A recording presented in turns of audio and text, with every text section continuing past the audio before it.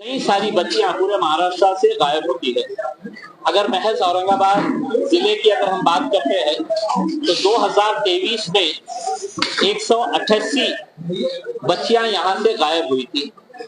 2024 के अगर हम आंकड़े निकाले तो जनवरी से लेके अगस्त तक शहर से 106 बच्चियां और जिले से 105 बच्चियां, यानी कि 211 बच्चियां गायब हुई है। ऐसी ही एक बच्ची घर में किसी तनाव की वजह से नाराज होकर वो अपने रिश्तेदार के पास जाने के लिए रेलवे स्टेशन के ऊपर घर छोड़कर निकल गई। वहां पर उन्हें एक आदमी और औरत बैठे मिले। उन्होंने इस लड़की को अकेला देखा और अकेले देखकर उससे बातचीत करना शुरू किया।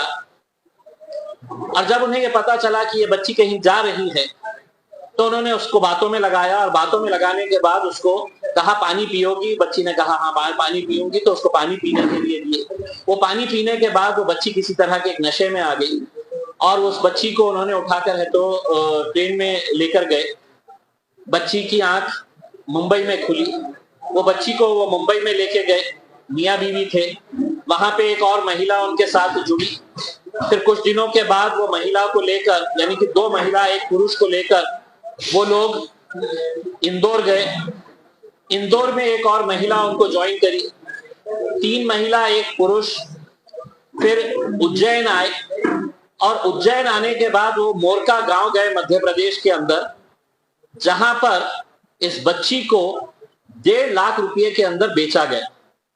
और जब बेचा जा रहा था तो बाजाब्ता जिस तरीके से जानवरों की बोली लगाई जाती है, तो वहां पर एक घर में बैठकर बहुत सारे लोगों की मौजूदगी के अंदर वीडियोग्राफी करके इस बच्ची को 1.5 लाख रुपए में बेचा गया। बच्ची मुस्लिम समाज की थी। उसे बाद में हिंदू रीतो रिवाज के हिसाब से उसकी शादी कराई गई और उसके हाथ में लाल तागा बांधकर जिसने खरीदा था उसने अपने घर पर ले जाकर रखा। और इस बच्ची को तकरीबन 2 महीने तक किस पीड़ा का सामना करना पड़ा यह मैं आपके सामने बता नहीं सकता हूं। लेकिन 2-2.5 महीने के बाद ये बच्ची को मौका मिला। इस बच्ची को ये कमरे में बंद करके रखते थे। कई मर्तबा उसके हाथ पैर बांध करके रखते थे। ये बच्ची को जब मौका मिला तो इसने अपने घर वालों को फोन करी और बताई कि मैं मोरका गांव के अंदर हूं। लड़की का भाई इमीडिएट जैसे ही फोन आया, लड़की का भाई सीधा मोरका पहुंच गया। वहां पर उसे कुछ हमारे लोगों से मुलाकात हुई। उन्हें उनसे मदद मांगा और ये बताया कि मैं औरंगाबाद से हूं। वहां के बच्चे जो मेरी पार्टी से ताल्लुक रखते थे, उन्होंने हमारे नंदुरबार के जिला अध्यक्ष रफत हुसैन, उनको फोन किया और बताया कि औरंगाबाद की बच्ची यहाँ पर आई हुई है, 1.5 लाख रुपए में उसको बेचा गया है और वो वहां से निकलना चाह रही है करके। रफत साहब ने मुझे 10 बजे फोन किया और पूरा मामला बताया। वो मामला बताने के बाद हमने फौरन उसके भाई से संपर्क किया, यहाँ पे उनका घर कहाँ है ये तलाश किया। रात में 2 बजे उस बच्ची के परिवार वालों को मेरे घर पे बुलाया। हमारे पार्टी के ही सोहेल सिद्दीकी साहब, उनको बुलाया और बुलाने के बाद ये पूरा मामला समझने के बाद हमने रातों रात गाड़ियां अरेंज करके बेगमपुरा पुलिस स्टेशन के 2 कांस्टेबल्स को साथ में लेकर मोरका के लिए यहां से एक टीम निकली। और वहां जाने के बाद वहां का सरपंच पहले ही मौजूद था, पुलिस वाले वहां पर मौजूद थे। मैंने खुद ने पुलिस वालों से बात किया था और उनको ये ताकीद किया था कि किसी भी हालत के अंदर ये बच्ची दोबारा उनके हवाले नहीं होनी चाहिए। पुलिस के हवाले है, उनके घर वाले और यहाँ की पुलिस आ रही है उसे लेने के लिए।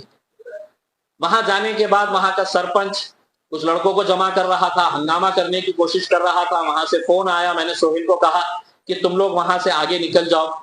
मैंने वहां की पुलिस को कहा कि ये तुम्हारी जिम्मेदारी रहेगी कि पूरी कानूनी कार्रवाई करके बच्ची को उसके परिवार वालों के हवाले करना।